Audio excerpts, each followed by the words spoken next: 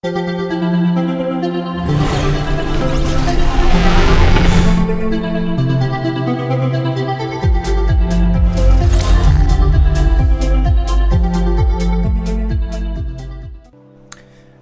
guys, welcome back to Monster Loves You with your ever-lovable Freezy Gamer. I'm choking on nothing. Great way to start an episode, right? Okay, so join the Journey to Carmen or Politic. Journey to Carmen. You watch as an elderly human tries to fix his house. He looks up at the leaky roof with a sigh, searching and goes inside. Looks like a trickle of water will get into the attic from this storm and might do some damage to the human's house. He also left his tools out.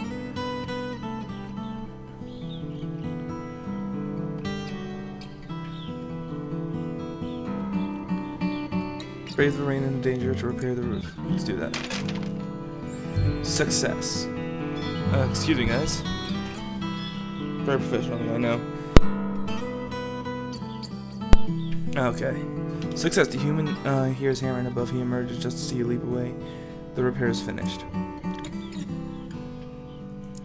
Let's go back to Journey and Skull. You see bolts of lightning hit a strange rod on a roof and investigate. From inside the house you hear someone shout, "Live! Live!" followed by maniacal after what's going on.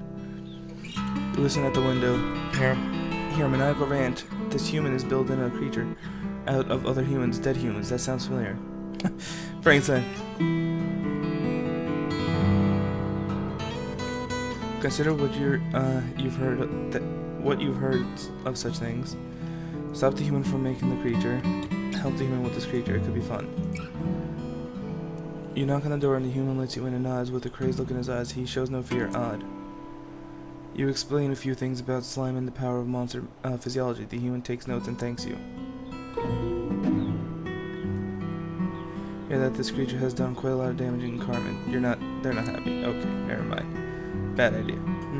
But they still have they have better views of me than before.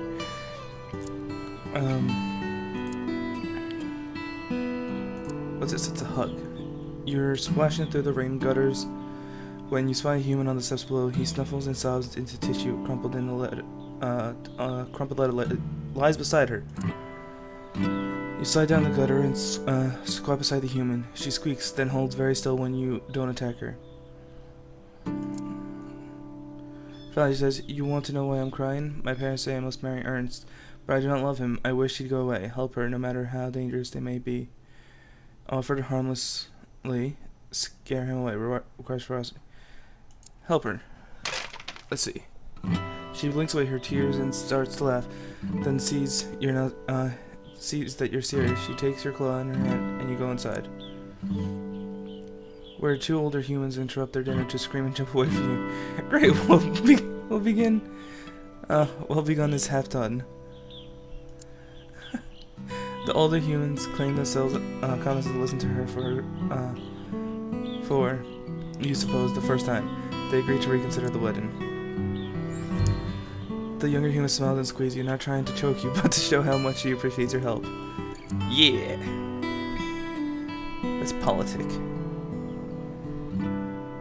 A sword and a barrel. That sounds familiar. The spine doctor looks up from her current patient. She's working on a human knife tree for a younger monster's ribs. A human knife tree.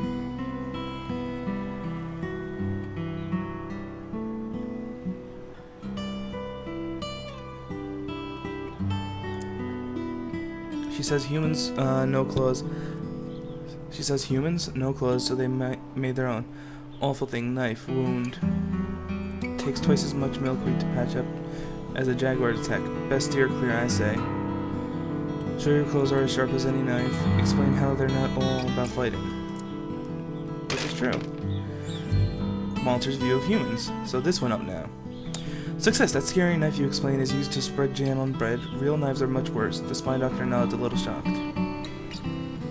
Oh, I can't politic anymore?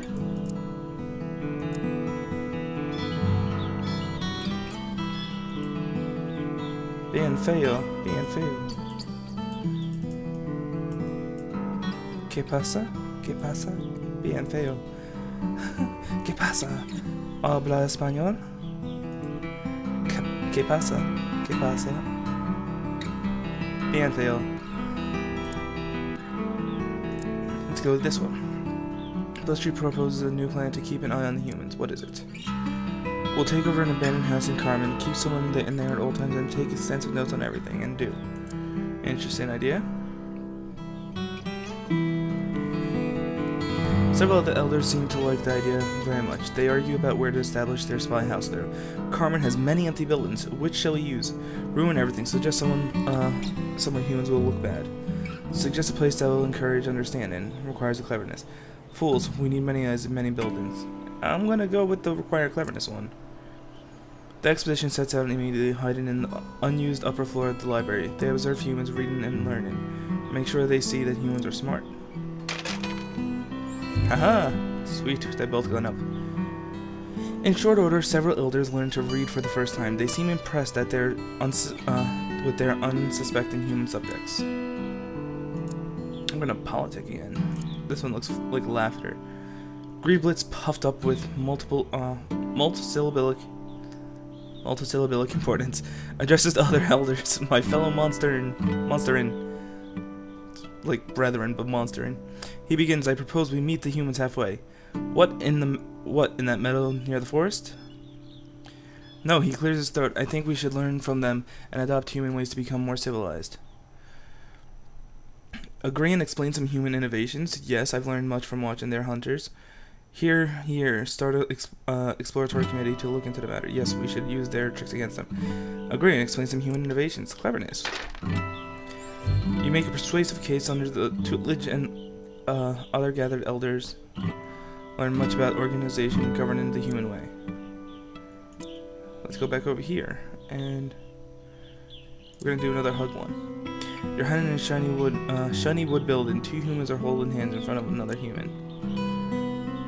He makes a lot of noise about a witness. The other two look around disappointed at the empty room. Offer to be a witness. Quietly seek out another human to be the witness. You sneak into the yard outside where another human is guarding. You make a polite coughing noise until he puts his hose down and come look. Draw him into the building.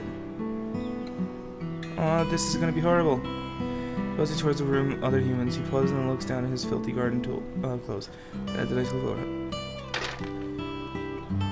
Okay. Reach up to pat the human on the back and make reassuring noise. He's hesitant, but then nods and kicks his boots off. His socked feet make no sounds as he approaches the other humans to bear witness. As you leave, he winks at you. Whew, yes! The extra human doffs his hat and stands patiently while the others talk and kiss. Everyone is very happy, and you made it happen. Yes, that went better than expected. I saw the claw. I'm like, no, I don't want that. An elder human and many children sit in rows in a hot, echoing room. The older human drones on while the children look at everything but him. The window, the clock, even your hiding spot. What is the older human saying? He's telling them about lithology. You know about that, but judging from his expression, he doesn't seem to find it very interesting himself. Stir things up to show what they're doing, step in and show them how to teach. Let's do that. You burst into the classroom. The face just perfect for the situation. Stops and stares for you. One precious moment, nobody does anything. Tell them about the workings of living things. Talk about the attitude behind doctrine. You begin telling them that one must know one's own heart to work with the hearts of others. The children listen to you and go on about compassionate and its use in healing.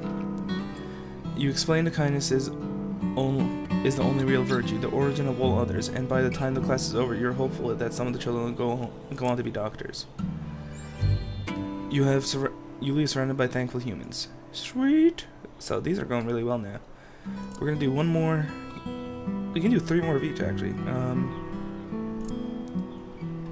You're walking down an alley with a new paintbrush, Stop inventory. Walking down an alley with a new paintbrush, almost new, fresh from the garbage, when suddenly it's there, a human. A human! Its face is red in anger and it's coming right at you. Stop, drop, and roll. Angry humans are bad news. That just confused him and also you. Its face is red in anger and it's coming right at you. Angry humans are bad news. The human growls in a deep voice. Give me to the wrong neighborhood, monster. I'll teach you a lesson, good and proper. Square off and stand your ground.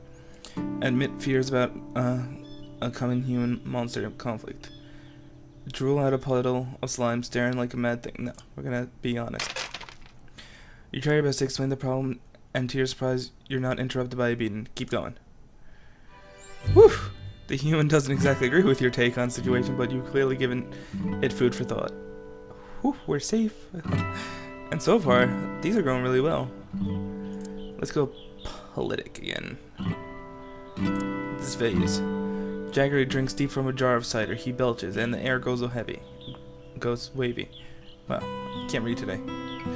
Wash a ferocious elder and as he drinks some more. Sure. There raised one claw. Humans are stupid, lazy, worthless, stupid, and I'll fight any monster who says otherwise. Disagree. Humans can be altruistic and generous. No smart humans brought a cider. Imagine that you've seen stupid humans drink themselves to sickness. Yeah, I'm gonna go with this one. Drawing on your own experience with giving and helping other monsters, you select several excellent examples of human kindness. It's really just a question of knowing your subject. Diary himself is too tipsy to consider it, but everyone else is quite impressed. Dang, that's really high.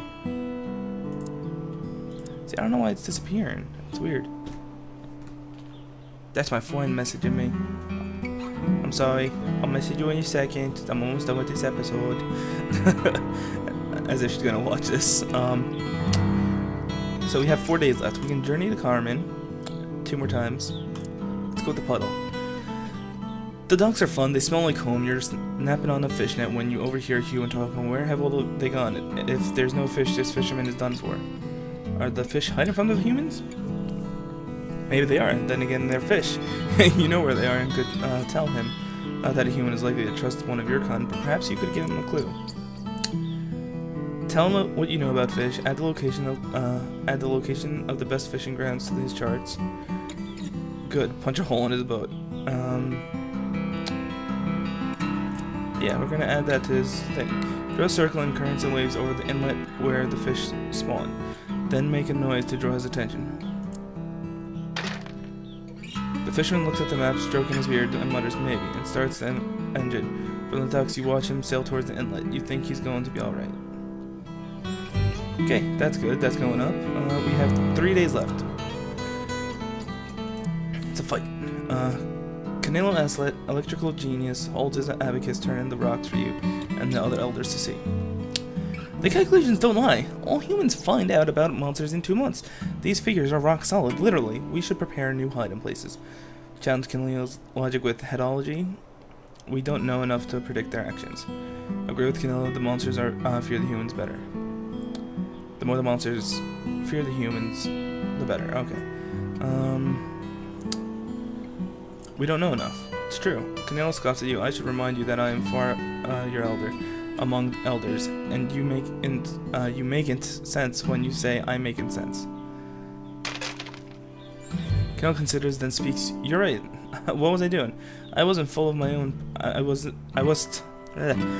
full of my own pridens. Such a nerd. Let's do this one, the runaway one. Alleys are great places to find artifacts. Less so to find fat, small, crying human children. So it's said, what of it? One such fat, small child wanders over to you, clutching a lollipop. Ask it what's wrong, hightail it out of there, children are delicacy feast. Ask it what's wrong. The human child says, I'm lost. Do you know how to get to Plow Street? I think I stepped in poop. Gently help him find his way. Find an adult human no matter what the risks. I'm gonna help him find his way.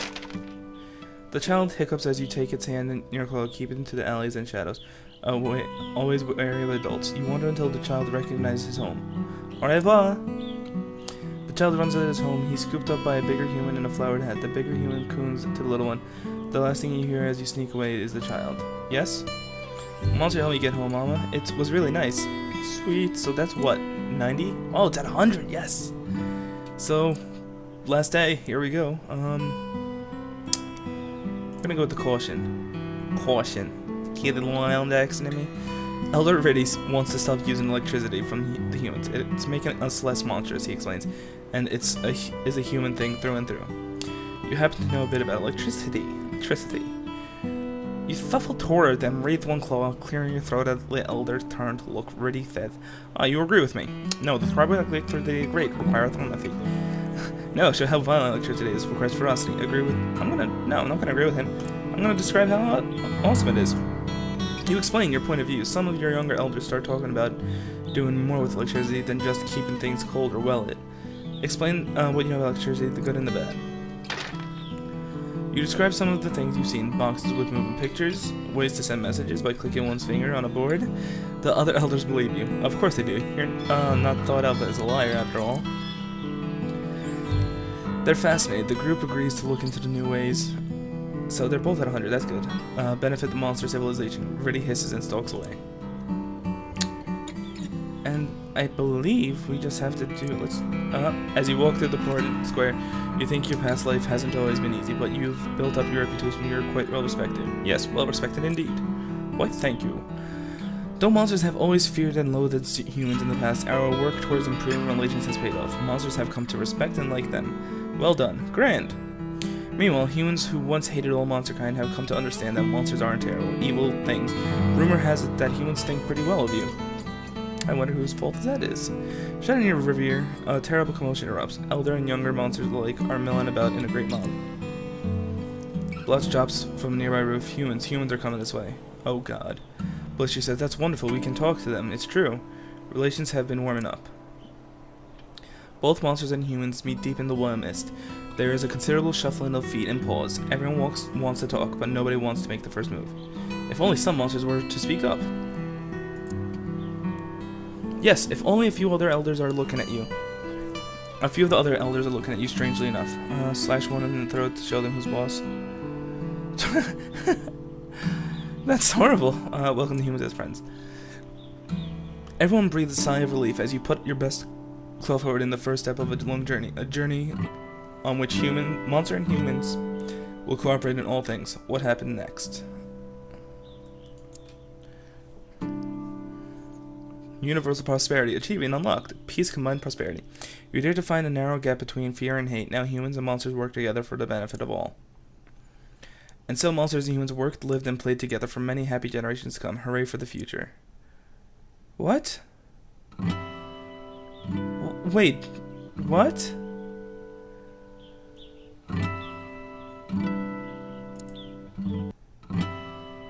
Is that really?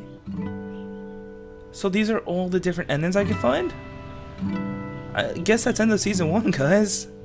Oh man, that was short-lived. This is such a fun game though. So, you guys are definitely going to be seeing more of this. Hope you guys liked it. Comment, like, subscribe if you did. And hope you guys enjoyed. Freezy Gamer signing out. Later, guys.